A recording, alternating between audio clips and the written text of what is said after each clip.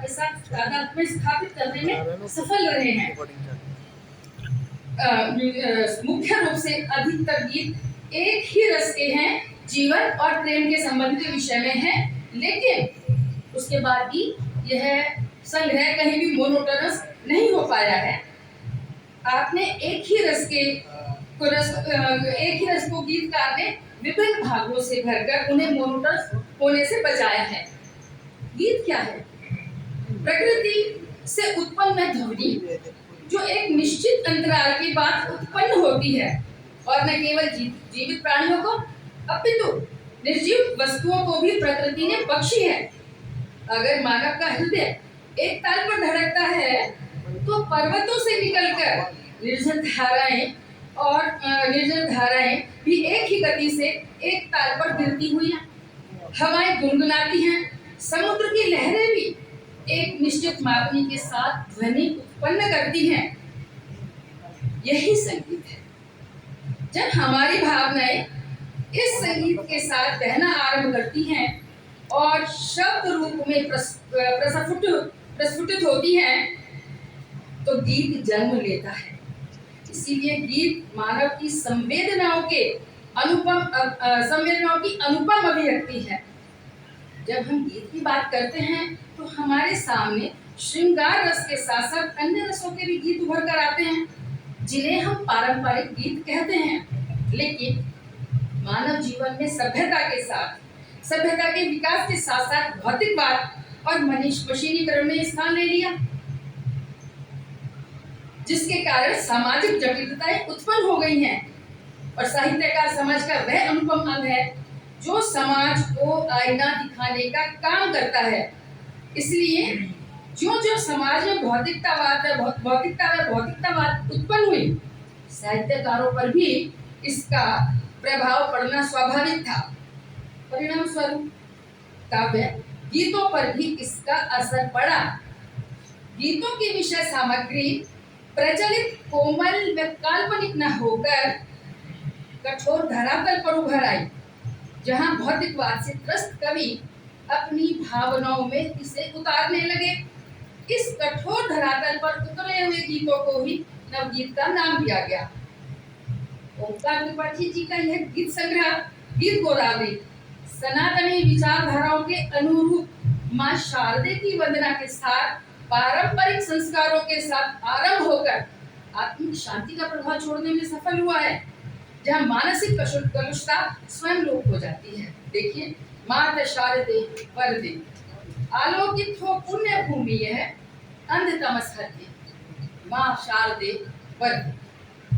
बिंबों, उपमाओं और मानवीकरण का प्रयोग ओंकार त्रिपाठी जी ने बड़ी कुशलता के साथ किया है। देखें, गूंगी है अभिव्यक्ति घेर कर उसे खड़ी है विपदाएं, गूंगी है अभिव्यक्ति घेर कर उसे खड़ी है विपदाएं, तब तेरे कड़ों पर नंगी पांव खड़ी है इच्छाएं, शाम हुई तो अनजाने गांवों में ठहरे बंजारे, इसका सौदा पाषाणों से कर बैठे बेचारे। समाज में फैलती विद्रुपता की ओर इशारा करती हुई निम्न पंक्तियां कवि के निश्चित प्रेम पर तुषारपात करती हैं। देखिए, दीपक ने जलन दिखा डाली सबको अपनी, दीपक ने जलन दिखा डाली सबको अपनी, इस कारण अब तक उसका जलना बंद नहीं है, भटक रहा भमरा वन बस इसीलिए है एक कली का चुंबन उसे पसंद नहीं। चारों तरफ फैलते भ्रष्टाचार से निराश होकर गीतकार का हृदय व्यथित है, फिर भी आशा का दीप जलाए हुए है। प्यार एक फैशन बन चुका है। प्यार में डूबते युवा को कवि का संदेश है कि प्यार आज एक छलावा बनकर रह गया है, लेकिन फिर भी सच्चा प्यार दुनिया में अभी जीवित है।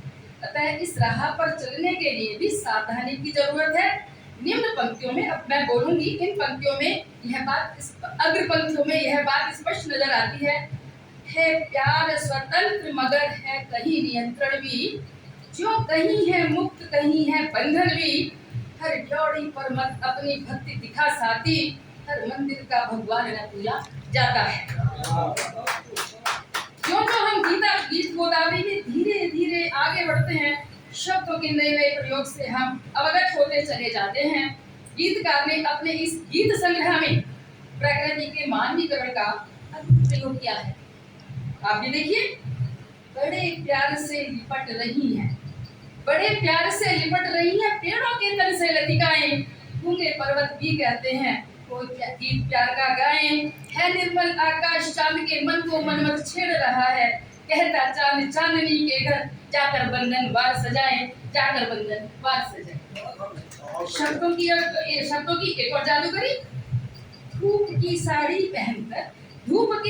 पहनकर चांदनी थिरके जहां पर, उस जगह पर देखने को स्वर्ग के मिलते नजारे, प्रेम की हर एक रगत कांटों भरी है, मखमली पग के तले होते दुल्हन। सामाजिक विसंगतियों से गीतकार का आहत हृदय चित्कार उठता है और उसके स्वर एक मार्मिक व दारुण दृश्य उत्पन्न करते हैं।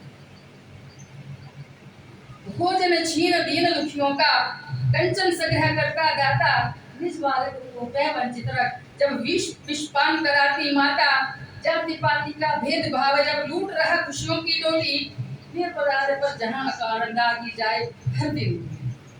ऐसी दारुण परिस्थितियों में कवि मन अपनी प्रेयसी के साथ प्रणय के कुछ पल बिताने में स्वयं को विवश पाता है और कह उठता है, सजल नयन ले मैं जोड़े में बोलो कैसे फूल सजाऊं, सजल नयन ले मैं जोड़े में बोलो कैसे फूल सजाऊं, मन व्याकुल है कैसे तेरी मैं रेशम अलगे सुलझाऊं। भावुक और संवेदनशील प्रणय के लिए आतुर कवि हृदय देश के प्रति अपने उत्तरदायित्वों को भी बखूबी याद रखता है। तभी तो कोमल हृदय देशभक्ति की भावनाओं से उद्वेलित हो उठता है और कहता है, हाड़ा रानी सिखा गई है परंपरा बलिदानों की, यानी कि वो बलिदानों की परंपरा को नहीं भूला। हाड़ा रानी सिखा गई है परंपरा बलिदानों की, श्रम से प्रेरित सींचनी होगी हमें नए अभियानों की। सपने अपनी ही आंखों के सुंदर मनहर होते हैं, गंगा जल से भरे हैं हमको हर एक पलक भिगोते हैं। कवि हृदय ने सामाजिक विसंगतियों को जनमानस में अंकित कर जागृत करने का भी बीड़ा उठाया है। उससे वह किंचित मात्र भी नहीं टिकना चाहता। यहाँ हमें कवि का ओजस्वी रूप देखने को मिलता है। मैं विटप हूँ जिंदगी का काटना मुझको कठिन है, भाल छूता है गगन पग पाताल में है, भाल छूता है गगन को और पग पाताल में है। कवि की रचनाओं का झुकाव प्रतीकों के माध्यम से नवगीत की तरफ दिखाते हुए पंक्तियां। बहुमंजिले भवन झांका अहंकार